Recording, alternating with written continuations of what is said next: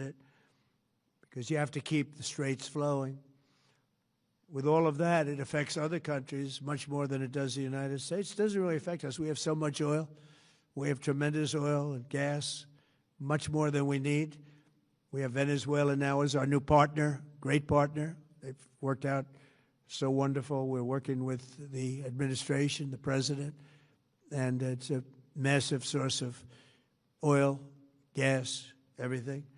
But we're in a very good position, but very unfair to other parts of the world, like China as an example. I mean, we're doing this for the other parts of the world, including countries like China. They get a lot of their oil through the straits. So we're doing this. We have a very good relationship with President Xi in China. I'm going there in a short period of time, and we're protecting the world from what these lunatics are trying to do, and very successfully, I might add. We're also waiving certain oil-related sanctions to reduce prices.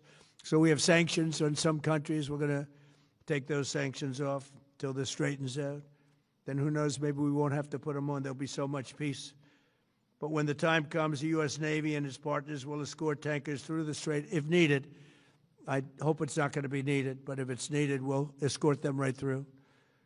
And we have the greatest mine-sweeping ability. We have the greatest ships, and all of the, we know exactly where they're placed. We'll get them out of there very fast, but we hope we don't have any of that. And again, if they do that, if they play that game, we're going to hit them at a level that they have not seen before.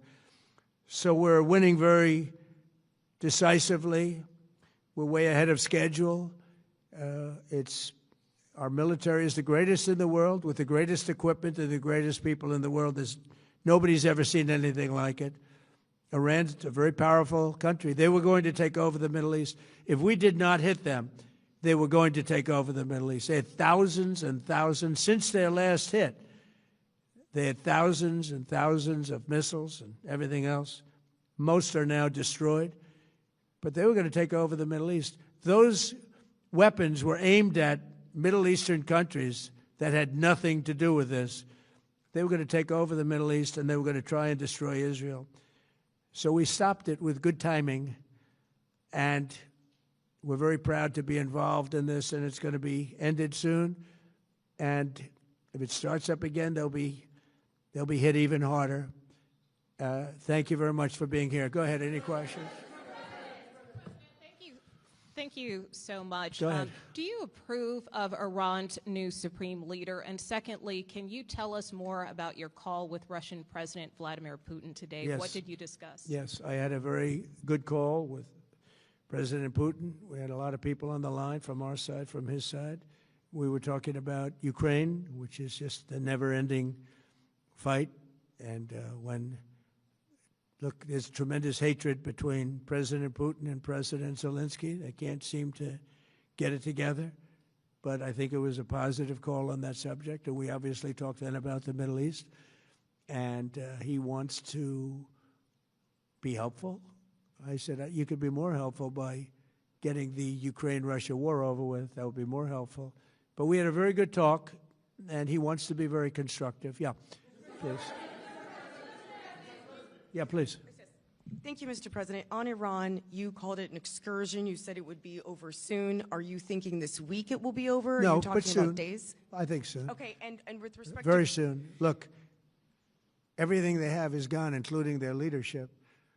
In fact, there are two levels of leadership, and even actually, as it turns out, more than that. But two levels of leadership are gone.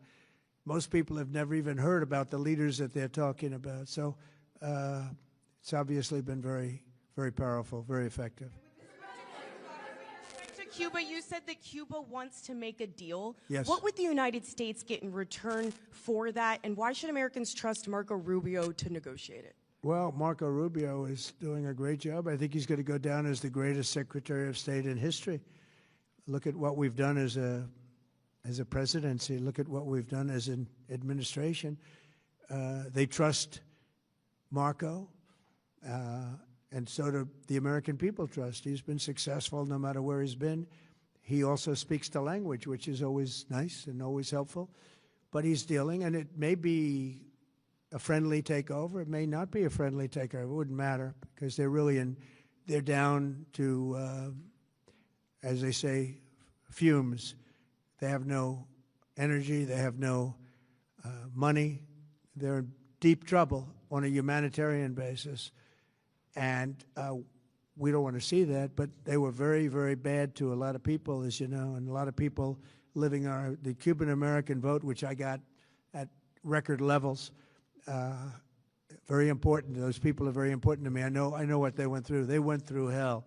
Some of them have gone on to be some of the most successful people in the country. Cuban-American business people, some of them are like the most successful in the country. And a lot of them are friends of mine because I've been fighting this battle with them for a long time. The Castro regime was brutal.